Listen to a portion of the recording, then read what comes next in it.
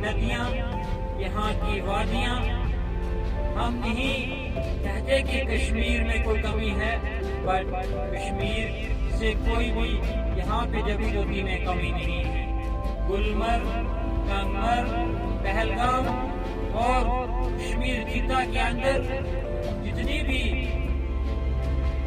Tourism department ने वहाँ पे डेवलप किया है, उसी सिलसिला में हम इंतजामिया को, डिस्ट्रिक्ट एडमिनिस्ट्रेशन पहुंचना, डिप्टी कमिश्नर डॉक्टर इंद्रजीत साहब को हम ये रिक्वेस्ट करते हैं कि डीसी साहब,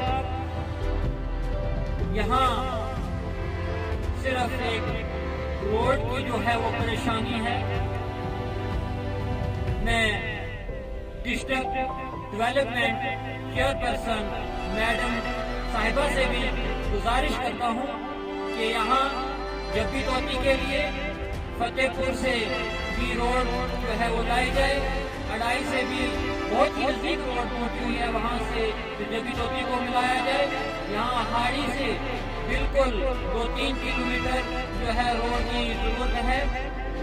इस रोड से ये फायदा होगा कि हमारे यहाँ डिस्ट्रिक्ट पहुंच के तमाम जितने भी एरियाज आते हैं, उसके अलावा हमारे जम्मू कश्मीर हिंदुस्तान से, ताकि लोगों का यहाँ आना शुरू हो जाए।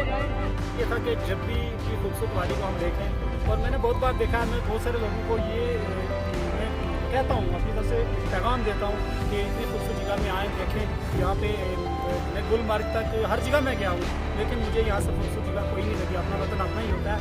बाकी तो यहाँ पे जो बहुत ही अच्छा निज़ाम, सिस्टम बहुत अच्छा है, बहुत अच्छी जगह है, लेकिन अकोमोडेशन का सिस्टम, जो रोड कनेक्टिविटी है, उससे हम काफ़ी दूर है, बहुत दूर है।